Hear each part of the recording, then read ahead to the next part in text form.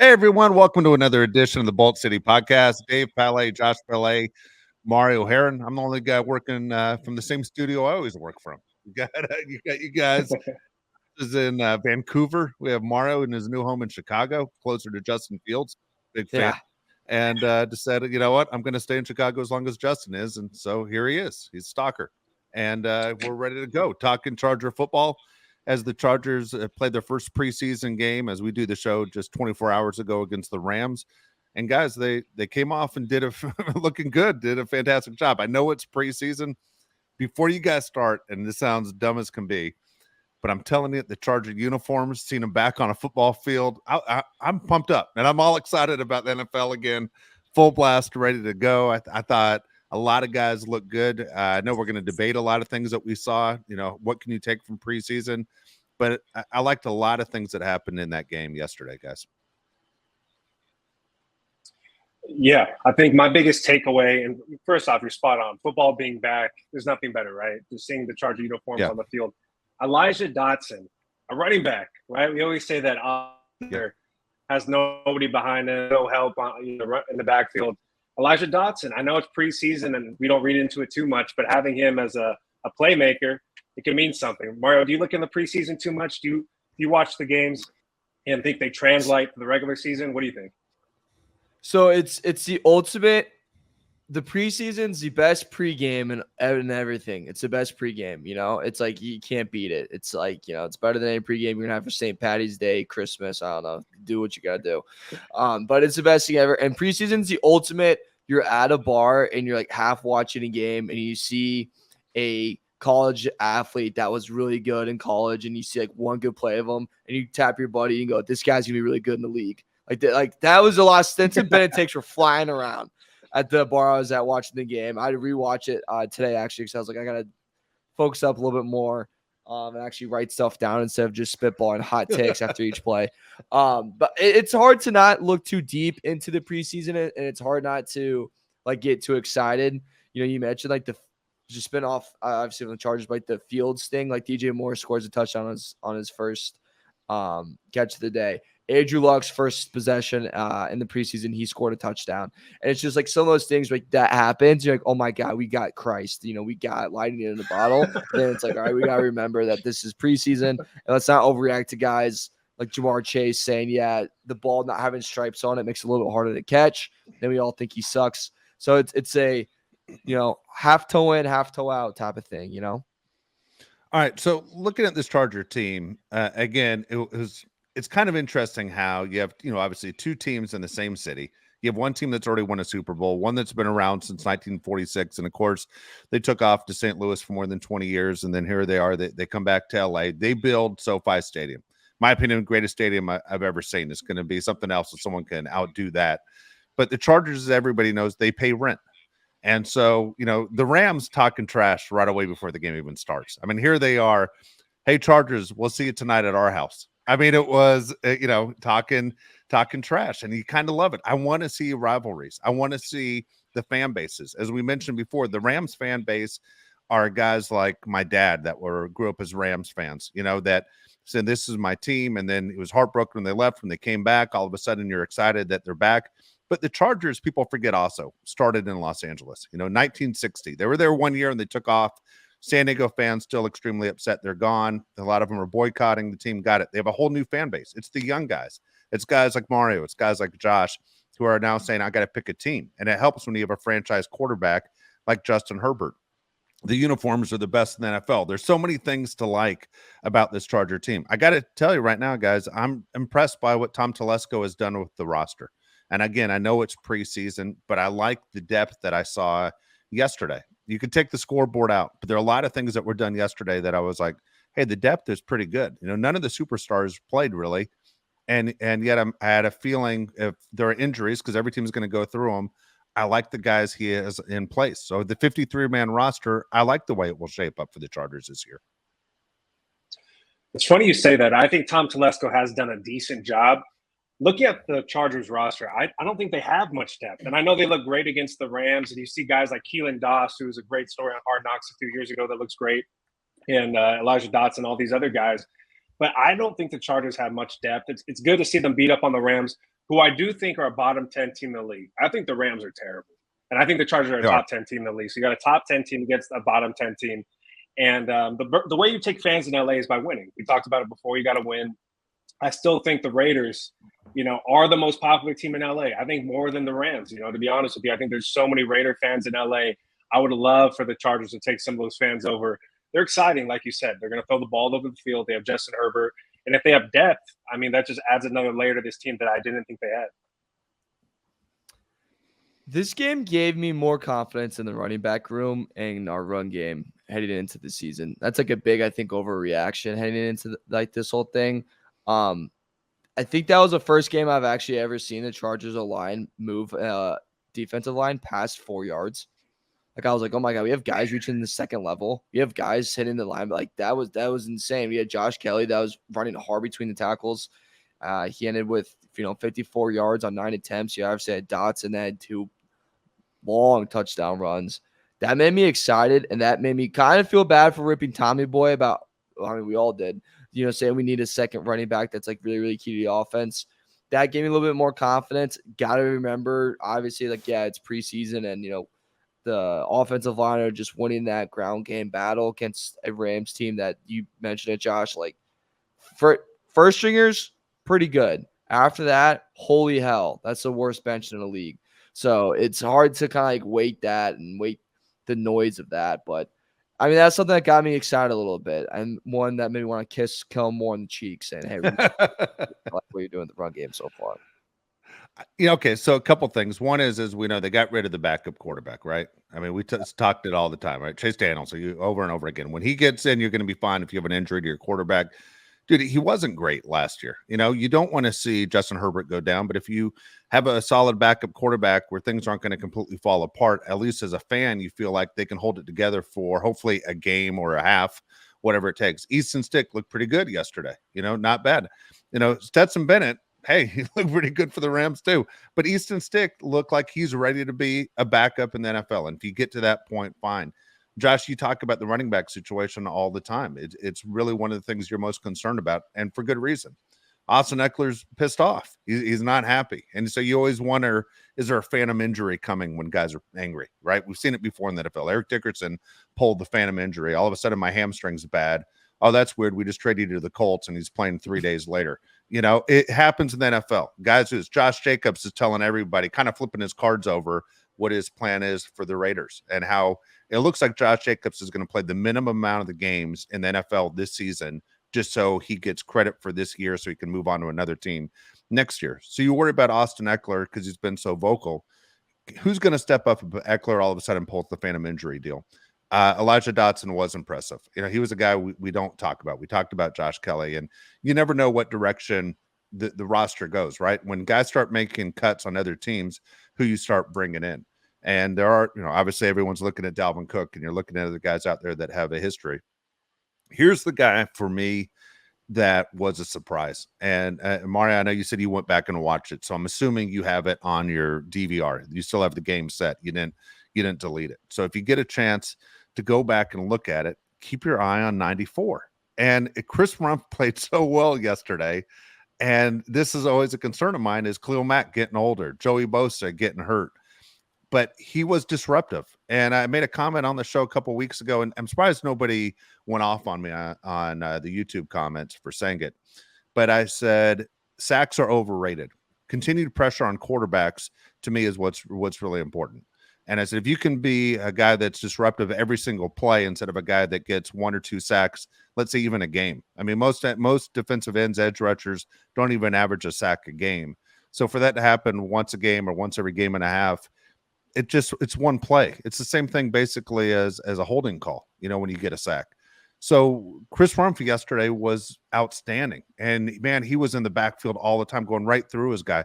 Some of the moves he had were amazing to me, that the way his technique, like he looked like he put a lot of time in. Here's a 30-year player from Duke who is all of a sudden showing moves that I haven't seen before. I was trying to watch guys like an Aaron Donald or edge rushers that are really good at getting Myles Garrett, another guy that has a million different moves.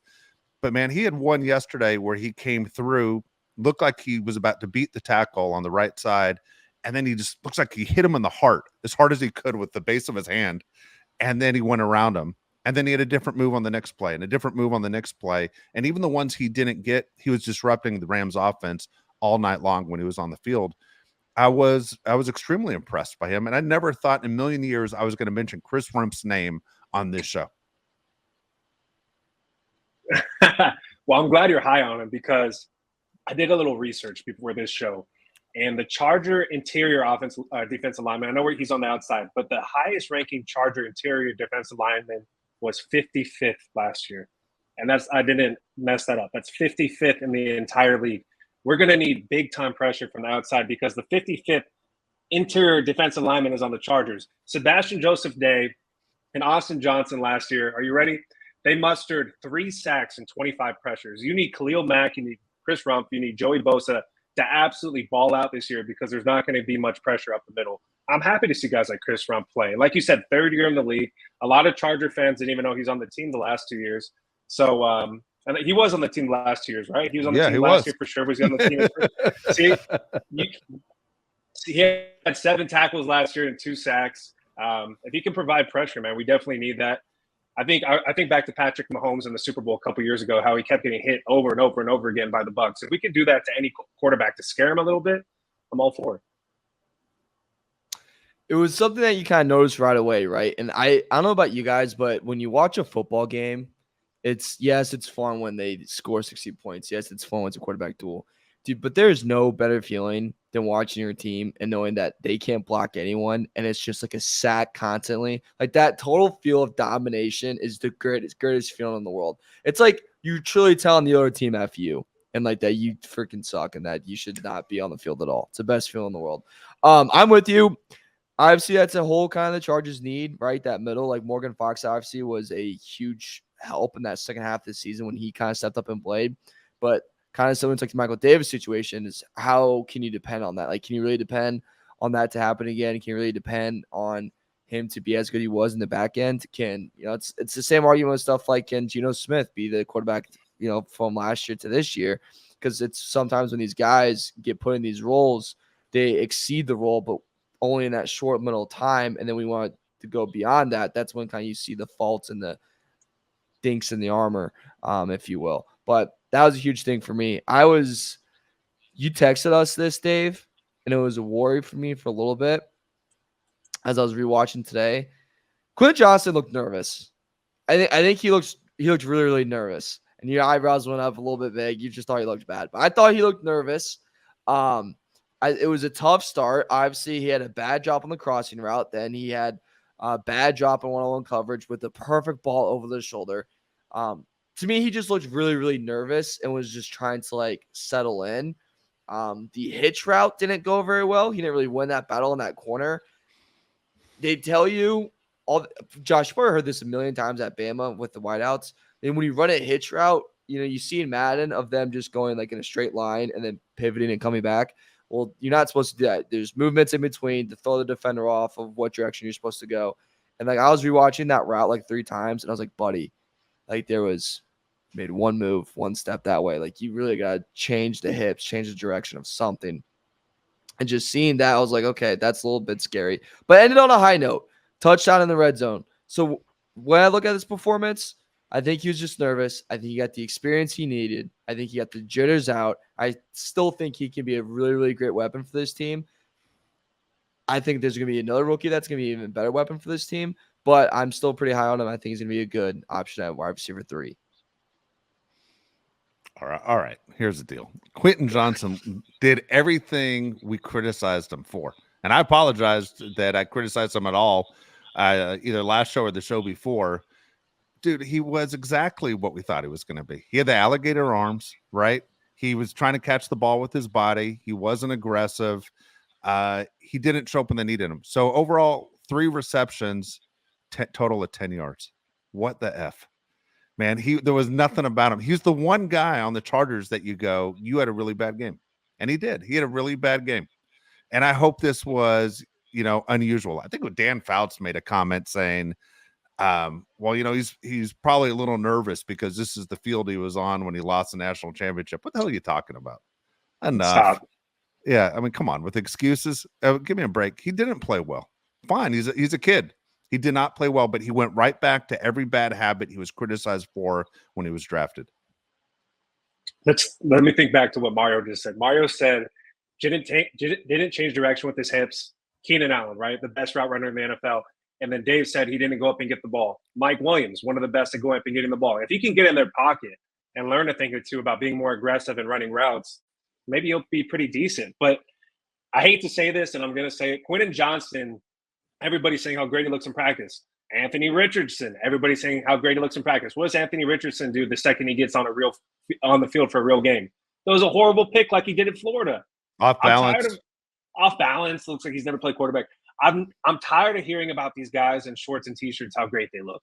Seriously, man, I'm just tired of it. Like, I want these guys to play well in the game and prove that they're football players. And I'm not saying Quinten Johnston's not a football player, but like Dave said, everything that he was criticized for going into the draft, we saw.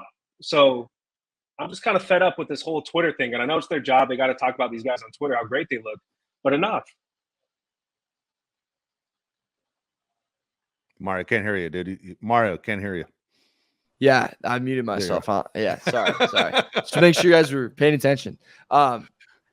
I get Josh, I couldn't agree with you more because I get so upset with the shorts and the T-shirt thing.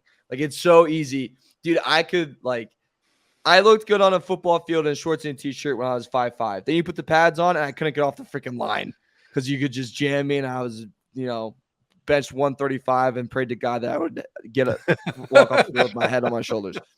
So it's a frustrating thing. I think the preseason week one's like the biggest. If anything, you can kind of take away from it. I think it's get the jitters out and kind of like that welcoming to a lot of guys, right? It's the first, especially now in today's game, it's the first time you really get to hit someone else, and it's the first time you can actually hit. Like, we're in such a day and age where like it's a wrap up. Every running back scores because you don't go to the ground. You just wrap up big, and then you hit Sunday. And it's like, all right, buddy, I'm coming to take your head. And when you're, not used to kind of like that play style, kind of bites you in the butt a little bit. I think that happened to AR. I think it happened to a lot of freaking rookies this past weekend. It's not a lot of them looked very good. The flip side of that, Darius Davis is kind of a dog. He's kind of nice. That return for a touchdown, I mean, gentlemen, you tell me you didn't get a little excited a little bit? You didn't get a little, little movement? Okay. In all honesty, you want me to tell you what I thought? Yeah. Okay. So it was Ethan Evans, right, who punted the ball away for the Rams to him. I don't know what the hell he's thinking, man. He completely went outside of what you're supposed to do in professional football. That means you don't outkick your coverage. Do you remember a couple years ago? I think it was Tyreek Hill's first game. I was there playing against the Chargers at the old soccer stadium in LA. And the punter on the Chargers said, "Watch this," and just booted the crap out of the ball. Yep. And then Tyreek, you remember that? And Tyreek Hill goes and runs it all the way back. And he didn't give his team time to get down the field to basically make the tackle. That's exactly what the Rams guy did. Now, look, I'm not taking anything away from this kid because he's everything why the Chargers did draft him. My point was there aren't a lot of punt returns in the NFL anymore, or kickoff returns to the NFL. I understand. They drafted him in the 4th round. Am I right, Mario, on that one? Yeah. So he was exactly what Tom Telesco said. This is why we got this kid. But for the NFL, that doesn't happen, man. That was a kicker showing off his leg or having no clue of what the hell he was doing. If that was J.K. Scott that did that for the Chargers, I'd be furious. I wouldn't be complimenting the guy on the Rams for running him back. I'd be furious at J.K. Scott for not knowing how to kick in professional football. And you got to give your team time to get down the field for coverage. It was ridiculous. It was like going to the park with your friends and you just throw the ball off.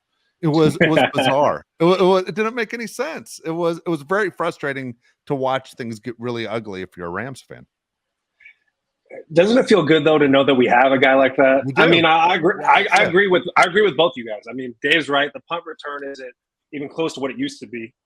And Mario, I mean, dude, how cool is it, man? Have a guy like Devin. I'm not saying he's Devin Hester, but a guy like Devin Hester where you can't kick it in his direction. I don't think the Chargers have ever had anybody like that. Jacoby Jones, didn't we get him from the Ravens? He was supposed to be like, Terrible. He's the worst ever. Yeah, he's horrible. But I think it's cool. I want to go back to something that Mario said though. He said he's going to make a bigger impact than Quinten Johnston. Do you think Darius Davis has a bigger rookie year than Quinten Johnston? I think just in terms of what we saw, I mean, this is a huge, before I go more into this, huge overreaction. It's a huge overreaction for preseason week 1. Huge overreaction in the moment type of thing, you know. But I could really see it just from the special teams perspective. Like with how quick and how explosive he was and how agile he was, I think he can be a real nightmare for punt and for kickoff. Like he can be a real big problem, put us in better field position. And I look at that too and go, dude, Kellen Moore is a pretty smart man. Yeah. And Chargers are known to be injury prone. What if Darius Davis gets a little bit more screen passes? What if, we get him in motion and he gets a little bit more carries because we have guys out and we need playmakers on the offensive side of the ball? It's an overreaction. It's, a hot take, if you will, to call first take. But I could definitely see it just from how athletic he is and how good he looked and how special he could be on special teams. Like, that could be really big for the Chargers, man. And like you said, like obviously Devin has just the classic comparison just because of how exciting he was. But a good return's a momentum changer. And that gets your name out there pretty quickly. Yeah, it would be great if they could use them in other situations. If they could implement them in the offensive side of the ball and they could actually do something to shake things up. Who would use them would be a guy like Andy Reid, right? He'd use them in a situation where, all of a sudden you don't expect to see a guy like that. Hopefully he's not just, punts and kickoffs. It's 53 men on a roster and you need all 53 guys. It'd be great if Kellen Moore figures that out. I have faith in Kellen Moore. Now, obviously, all of us are big Kellen Moore fans already, and we were fans as soon as they made the hire. So looking at what the Chargers did, I was excited what I saw. There are a lot of things that I really did enjoy about the first game. And as I said, I was looking for depth of guys that could step in a needed situation. Now I understand they're going against guys that they won't go against when they go against first stringers if those guys ever get called into action. I understand what preseason is. I don't think I'm overreacting. What I noticed was the energy level was through the roof for a preseason game. Pretty good.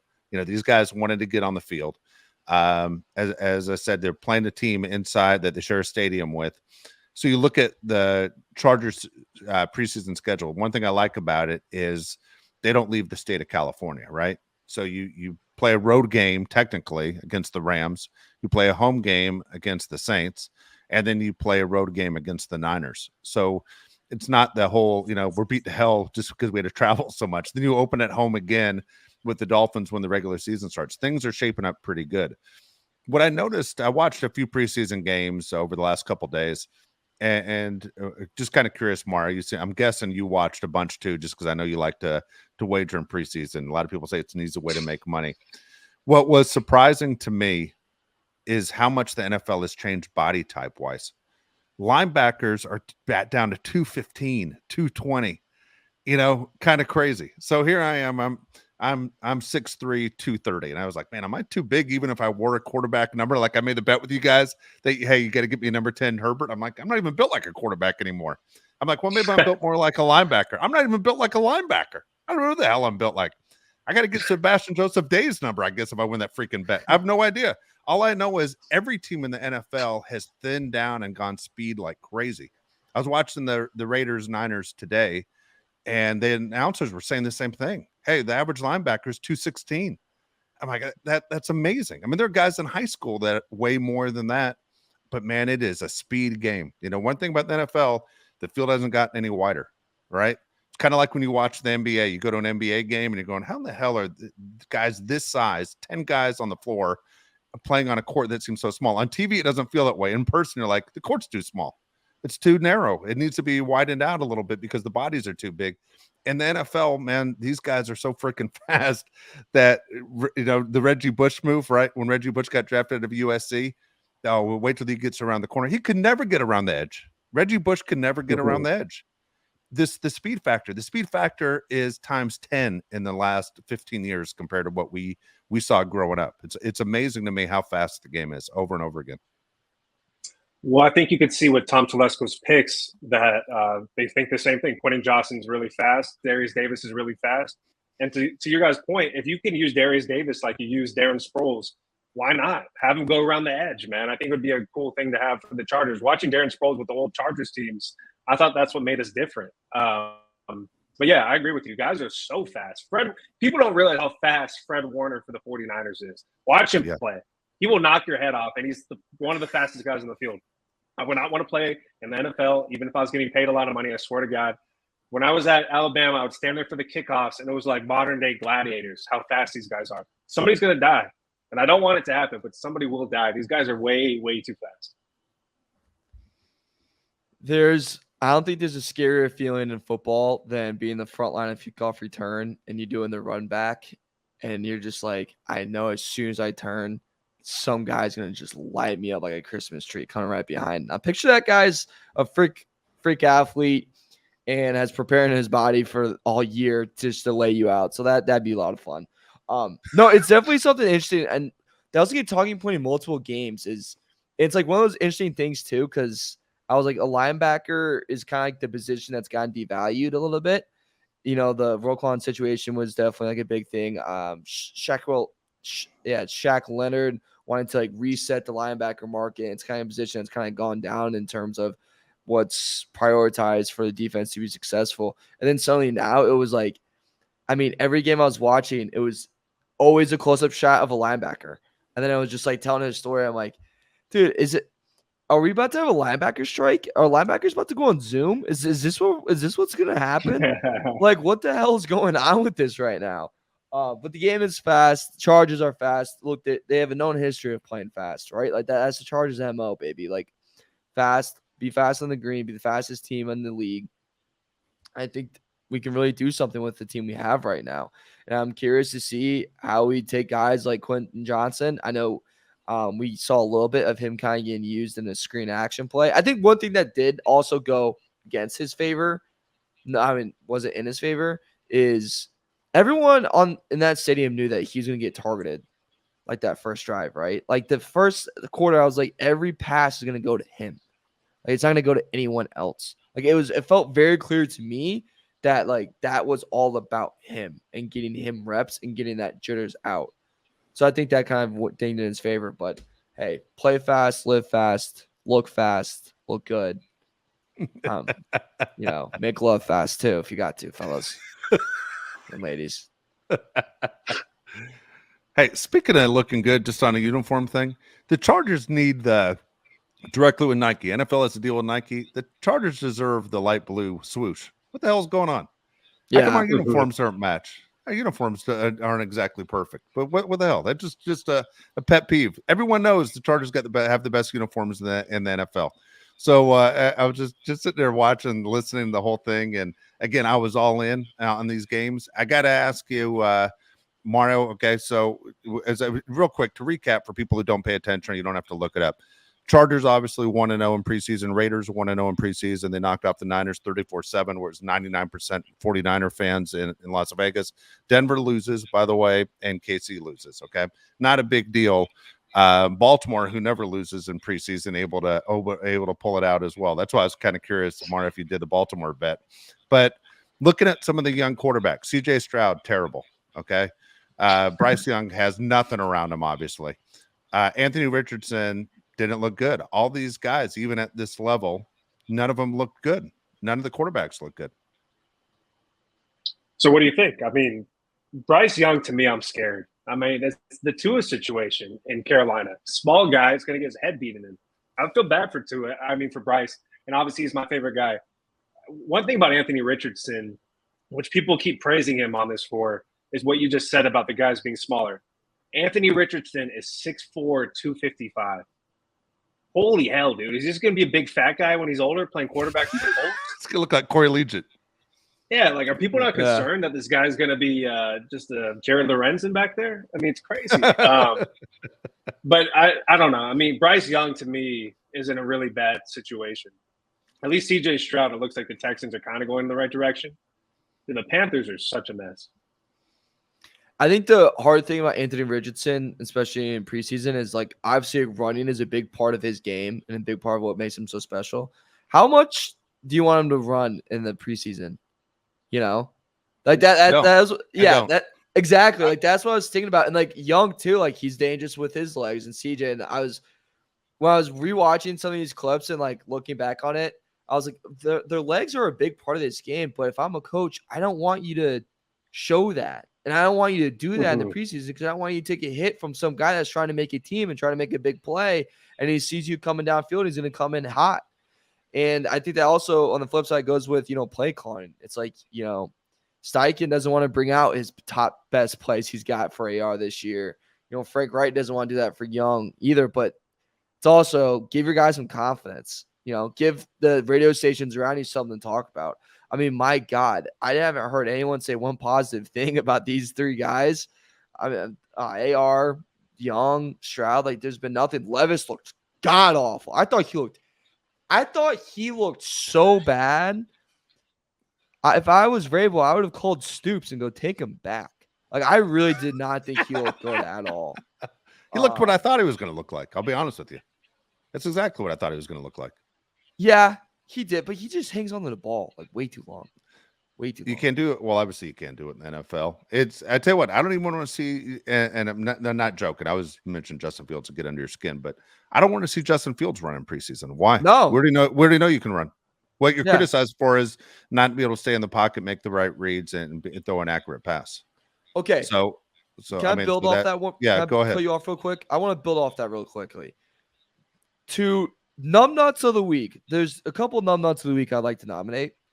And my numbnuts I'd like to nominate is all the people that were saying like the screen passes that turn into touchdowns. They're like, that didn't show anything. Fields still can't throw it deep. That shows his lack of what he can do with the league. We are in week 1 of the freaking preseason. I hope they throw screen passes. Throw only screen passes. I don't want to see how much he's improved throwing the ball 40 yards downfield. I want to see that in week 1 when he surprises the Green Bay Packers with it. And then Dave eats his words. And then, he's drinking his own piss for it. I don't know. But the fact of the matter is, the fact of the matter is, don't be happy with what you get and don't jump to conclusions right away. Like that was just sending me. I'm like, why would he try to throw a 50-yard bomb? Why would the Chargers have Herbert go in there and go, hey, first play of the game, we're going to send Mike Williams deep. You're going to freaking chuck it. And we got the third string corner of the Rams doing it, and it's going to prove absolutely nothing to no one, and it's an injury risk, but we're just going to do it because why the hell not? And let's show Miami our 5 freaking best players that we're going to run in the next game. Shout out to the numbnuts of the week for thinking that that's all stupid and all that's all matters. You're stupid.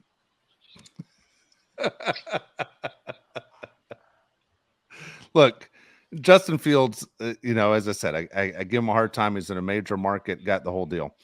He needs to work on obviously not turning the ball over. He needs to work on putting drives together that equal wins for the Chicago Bears. I got it. But it takes time. I mean, again, Easton Stick is not a guy that you're ever going to say is a franchise quarterback, but he was able to run the offense in the Chargers preseason game. A guy like Easton Stick looked better than any of the top quarterbacks that were drafted this year in his preseason game. You see what I'm saying? So it is a tough jump from, I understand, college to the NFL. And Bryce Young literally has nothing to protect himself. CJ Stroud, I don't know. It almost seemed like it was just too fast and too big for him. And Anthony Richardson, I hate to say it, he reminded me of what I thought of Levis. I just thought he was exactly what I thought he was going to be. Speaking of Chicago, Mario, and we obviously we talk about our lives on the show and we show a little bit of personality. You made the big move to Chicago. No more Indianapolis. You're a Chicago guy now. How does it feel to make the move? And is it all Bears where you are? It's a lot of Bears. Josh, let's go. # Central Time. Let's go. So that's gonna be a lot nicer in the group chat when we say a time and we're all at least 2 of the 3 is on the same time. That's huge. Yeah. But yeah, it's been nice. Lost a debit card in under 24 hours. So debit card got lost in under 10 minutes being there. I got in a screaming match with a lady that I went to park to unload my car, which I was given permission by the building and the building across. Go to unload my car. And I just have never the insults that woman had ready. I did not see coming. And I'm not gonna lie, she won the battle, but I think I won the war because I put the moving truck right in front of her place still. But yeah, so she told me she's gonna call the cops. So I was like, call the cops. I'll do it. I'll stand here with a smile on my face. Like, little did I know, cops actually show up. So they show up, and I'm like, this is a terrible start. I was like, this is a terrible start to like being in a different city. So Hold on. The cops showed up on what complaint? I was in Chicago last year with Josh, and half the city was getting shot. Like the cops would have time to show up to a moving conflict. What are you talking about? So okay, let me finish the story. So I see the cops, and they're walking like towards my building, and I'm like, all right. So I just go up to them. I go, hey, if you guys are here for the call of the lady, like over there, that was me. Here's my ID. Here's my name. I overreacted the situation. I was in the wrong. I'm just trying to unload some stuff here. I'm about to move my car to this garage thing. Give my whole spiel for like 3 minutes. The guy just staring at me, and he looks at me and goes, buddy, we're not here for you. And we don't care. Oh, there you go. Sounds good. And he goes, welcome to Chicago. I said, thanks. And he gave me my ID back, and I just walked away. How many times have you watched The Untouchables since you've been in town? Yeah, it's my life now. A deep dish. How much deep dish have you had? Have you had deep dish yet? Dude, I haven't had deep dish yet. No. Okay. I haven't had deep dish, but I went to an Italian restaurant because my mom really wanted to go, and we're supposed to go to this other one, but there's one called Mario's. So she goes, let's go to Mario's. And I was like, great. So sitting down and under five, and like the owner's coming around. Of course, guess his name. Mario? Like, yeah. So he goes, my name's Mar. He's like, my name's Mario's my restaurant. And my mom goes, you would never believe it. It's my son's name. And I was just like, crazy world. I was like, you guys ready for this kicker? There's a video game, and it's our name. No way. Mario. Crazy. No way. What did the owner say? Was he like, nice? That's good. He gave me a firm handshake, and he goes, only good looking guys. He just made some comments like, oh, like only good looking guys have the name, and I was like, yeah, the classic. You should have said it would be really cool if your name's Mario, you eat for free. That would be cool.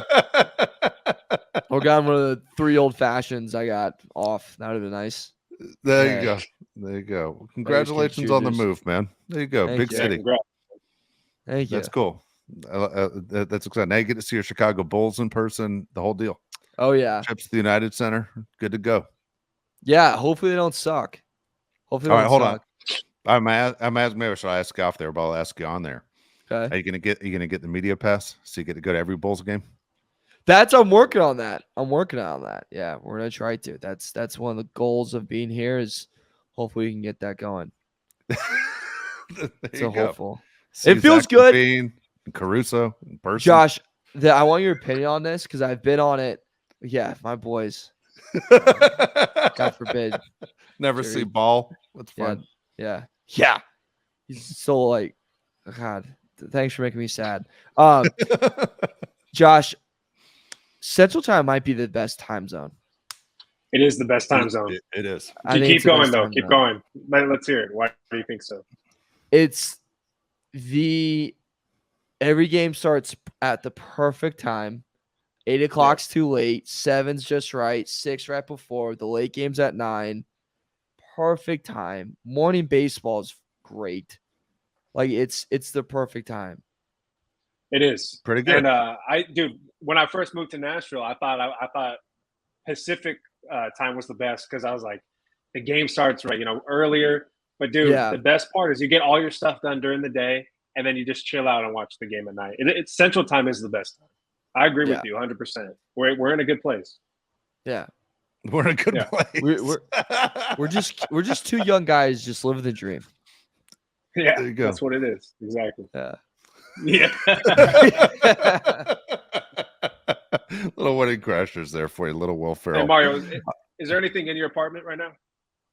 Oh, you guys want to do a spin? Yeah, let's see it. Do a spin? No. I want you to move the computer. I want to see it. Oh, what do you got in there? All right. So I'm not gonna lie to you. It kind of if you flash back to 2012 and you're watching a film that's only for adults, that's what my apartment looks right now because it's just one couch and a TV. And sadly, it took me way too long. But it's what we got going. There's the light, there's TV, Hey, it's a that's couch. a start right there. That's a start.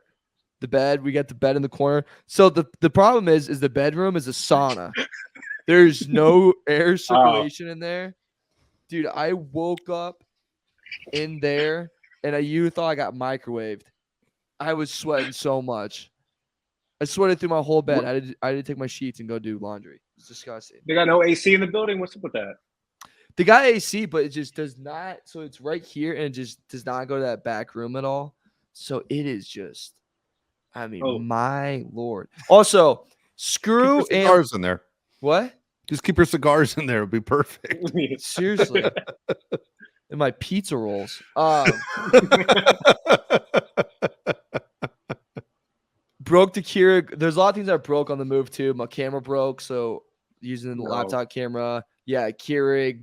Dude, I break every Keurig I own. Broke the Keurig already.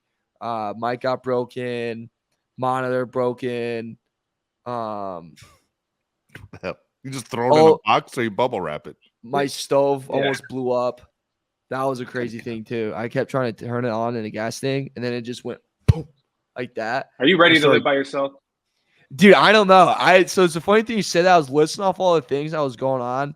My dad's like, "Are you okay? Like, should we be worried?" I was like, "I don't know." Dude, you need Lisa to help you out. Dude, I know. I was like, "Mommy, can you come here? Do you need help?" You're doing fine. You'll be okay. You got to find something to cool that goddamn room. You'll never sleep. It'd been great if you would have turned when you turned to your camera. If there's like just a blow up doll in the corner that you didn't mean to show us. So funny. With the mouth with the lipstick. Like that's Lindsay. I almost cussed right there. I said, "What was up, Mario?" That's a post-show entertainment. That's for your OnlyFans. You just call that back. Yeah. Oh my God. All right. We'll let you go, man. It's late. Again, Chargers win. Exciting. 34-17 over the Rams in game one. They played next Saturday against the Saints. And then one more preseason game, and then we're going for real. I mean, I'm really excited to see that the Chargers are back on the field. I was pleasantly surprised. People say that we're negative. I don't think we're too negative today. I think, honestly, we saw a lot of things that we liked about this team and the direction moving forward. Quinten Johnston, you got to get better. We're all watching you in game two. We want to see you get a little bit better. But we'll be back this week with another show. Again, for Josh Pele, Mario Heron, I'm Dave Pele. Thanks again for watching on YouTube and listening through the Odyssey app, the Bolt City podcast. We'll be back in a couple days.